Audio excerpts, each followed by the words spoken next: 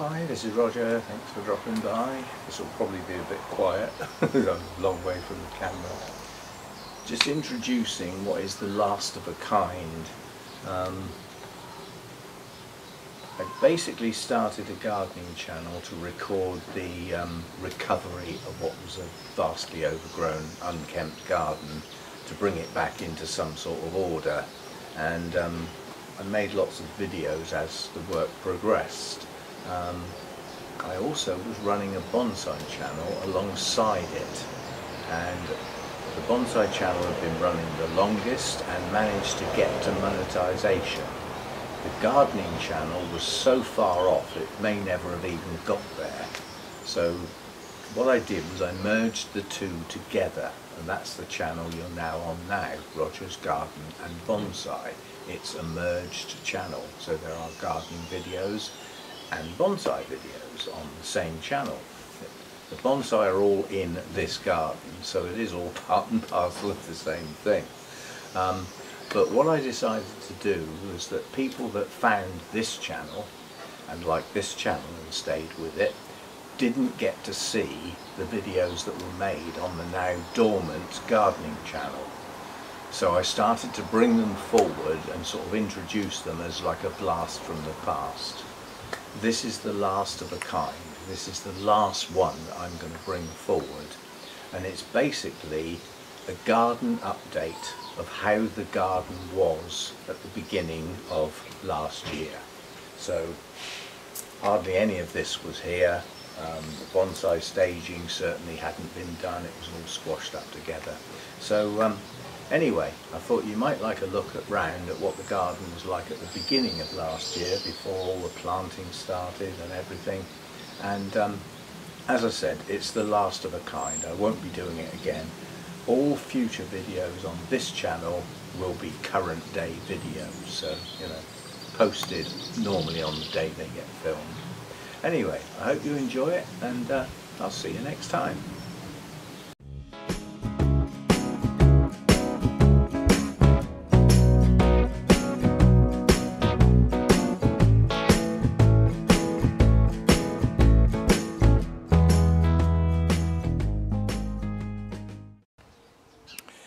Hi, this is Roger, thanks for dropping by. Somebody asked for a more detailed look at the garden, so we'll have a walk round as we've got blue sky and sunshine, which we're not going to have tomorrow. We'll literally go round a bit at a time, I suppose. This bush blooms on the bare branches just before the leaves come out, and it didn't this year. The cold weather got it and killed the buds, so I didn't get the blossom on this. I'm pretty sure I will next year. This has been trimmed to hopefully bush out because it's a bit bare at the top. I haven't pushed it back into the hedge, because when you're out in the garden and you look back this way, what you don't really want to see is that. What you want to see is a nice bush overhanging it. These bushes I've inherited, I don't know what they are, but there's quite a few. The cold has got them a bit, but not too bad, and they are smothered in new growth buds, so this is going to be a mass of new growth soon. We've had snowdrops there, and in various other places, so snowdrops have come out quite nicely. Up the back there is a clump of stinging nettles. Now, under normal circumstances they're a weed and you get rid of them, but there are certain types of butterflies, their caterpillars eat stinging nettles, so a small clump like that I will tolerate. The rose here has burst into life, so this is looking good. All these little undergrowth plants here, they're just there to cover up some of the ground because the ground's not that attractive. I've got a big bare patch here and I have some ideas. I don't know whether I'll be able to achieve it, but what I'd like in there is some primroses, and moving on in under there, some bluebells. I would really like that. This is a fuchsia, and I think the cold has killed it. Now, brilliant. I was just going to say it may shoot out at ground level, and yes it will. So it's not dead. There's two separate plants there, and they've both got growth at ground level. They're going to take a while to get up to this size again, but they're not dead. The wisteria has taken its pruning quite hard and showing no signs of life. It will come back to life, it will come back. This bush has late blossoms, which it did, and so it was not pruned until, well, recently. That is a mass of white bloom and the bees absolutely love it. And then down below here, this is Californian lilac. This is going to be in bloom soon. Purpley coloured blooms, and again the bees absolutely love it. Ivy has taken over these beds, and quite honestly I can't be doing with trying to get rid of it. A huge big clump of snowdrops there and through there. Those were just a couple last year, so they've clumped up nicely, and some more through here. Another rose here that's come back to life, that's looking good. Yeah, and then coming over here, the Hebes are lost. -6, -7, these are not tolerant of those temperatures, so those have died. I don't believe they will come back from the ground. These were pruned quite hard here. This is a massive new growth, as is this. And all I've got to do with this sort of thing and this sort of thing is keep it in check. The large hack of that lot along the top there is not showing signs of regrowth yet, but I'm sure it will. Give it time. My Acer here in the corner is coming into leaf now. This is a beautiful tree and it fills up that space really nicely, so that's going nowhere, that just stays there. I'm not even going to prune it, I'm going to let it get bigger. So that's that. Over the back there is a camellia.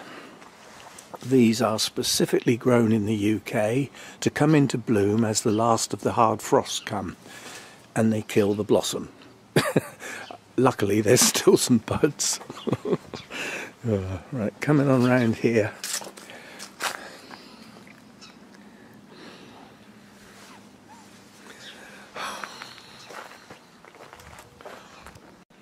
Sorry, I had to take a break. This is doing exactly what I want. This was hard pruned and it's bursting out all over the place. And that's exactly what I wanted. So we will get a massive regrowth on all of this bare area, which can then be trained to go sideways, not upwards and not outwards. This one will do the same, and tucked in behind this laurel is this. And I don't know what it is, but it's growing, it's okay. The bamboo still has to be hacked. We've got to get that back and down. It's a two-man job with me and Hannah. This wisteria up here, I know I'm pointing the camera at the light, but that might be handy because I'm silhouetting the twigs, and if you can look, it's an absolute mass of buds, and a lot of those are flower buds that will be in bloom soon. That's going to look absolutely wonderful, and I'm really pleased we didn't trim that back in the winter, because we'd have cut those blossoms off. So I'll let it bloom, then I'll trim it back and it can grow on through the summer. This conifer came from the other house, I don't even know what it is, but it covers up the base of this washing line thing, which I don't like. This was the buddleia that Gail gave me the money for, because she wanted to see butterflies in the garden. She said, go and get a buddleia, let's get the butterflies in the garden. So that's one of them. Now this one has got to be pruned hard, so this one's going to have to come off down here. That will regrow.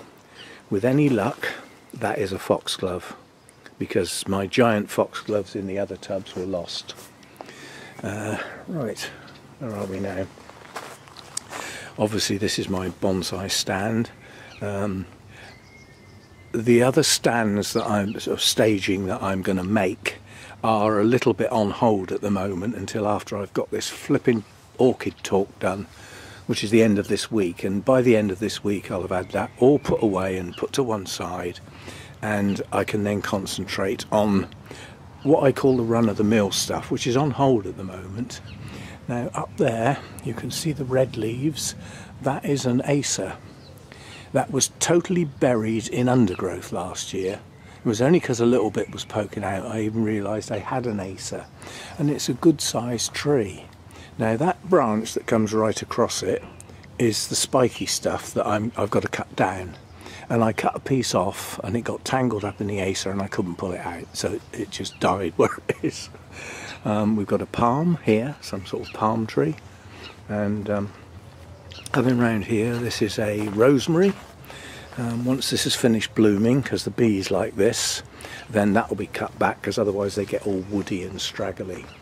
And that little bush there I thought was dead. I thought that died in the drought, but it's come back, and I'm going to let that grow as vigorous as it possibly can to fill up that gap, because that's an ugly corner, a really ugly corner. Then all of this spiky stuff has still got to be cut down. That's got to be brought down to sort of that level, and that's a job for some time this year. But I've had my inspection now, so I don't care. Table's been brought round here and plonked in front of the bench. That was for show, for the lady with the camera, but it actually works quite well, because it's quite nice to come and sit out here with a glass of wine in the afternoon when it's in the sun. And because this garden is so sheltered, it really is. There's virtually no wind even when it's breezy. So yeah, that's about it. Whatever this is, Cotoneaster, which I hacked, that's come back into growth. This is another fuchsia, which I suspect, yeah, that's gone. Too cold for things like that. But again, it might shoot out from the ground. But to give it half a chance, I'm going to have to get all these weeds out. Dandelions might look attractive, but they are weeds and they're invasive. And as far as the ground is concerned, I really have got to get on top of the weeds this year, because they spoil the look of the gravel. So that's it. And then in here are two more buddleias they're putting on new growth. They're okay, and they've got to be put in something like that, tubs of that sort of size, so that they can grow on. So there we go. That's where we are with the garden. The tree is still yet to be dealt with. That needs taking off about there, about 1.5 meters below that major cluster up there, because if it's not dealt with, you can see the angle it's at now. One day in a storm it will go over. The agents have been told it's no longer my problem. If it goes over and destroys the fence, rips up the decking, destroys this shed and next door's shed and the fence, they were told. So I'm washing my hands of it. So there we go. That's a sort of look round the garden. When the sun's out, it looks quite nice. Now the shed is tatty, but I've been given permission to coat it up as long as I use the same colour, forest green. So I will do that section of fence and the shed, do all the bare bits a couple of coats, and then do the whole thing a couple of coats. And I'm going to ask about refelting it, because it leaks. It's been done wrong. It's been done badly. It just needs some new felt over the top, which I think I can do myself. The problem is that bit that goes down there. I can't get down there. You can't get round behind the shed. There's not enough room. But I'll work something out. Something along those lines. And you know, this is going to end up being quite a nice place to sit in the summer. Some of these empty tubs that are lying around, I mean, some of them are even stacked up here. This sort of thing. Those are just weeds that are growing in there. There's 5 tubs there and 1 there. That's a flower pot, that's not, you know. I'll get some colour, get some bedding plants or something and plant up in there to get some colour. We'll see how we go. And my Port de Shoujo bonsai has missed its chance to be repotted. The leaves are fully open and the new growth has extended. If I repot this now, the disturbance to the roots will basically kill all these new extensions. They all just wilt and die. So it's going to have to go another year before that gets repotted. Things just took over, you know, as it is. So there we go. That's a look round what's going on. I've now got to the stage where the maintenance on the garden is minimal. Most of the maintenance on the garden is filling up the feeders on the bird thing. But the bonsai will look an awful lot better when I get the rest of the staging built, and they can be spread out so that they've got their own space and are not just a gaggle, which is what they are now. So there we go. That was a requested video, was to have a look round, see what's going on in the garden, and well, there you go. See you next time.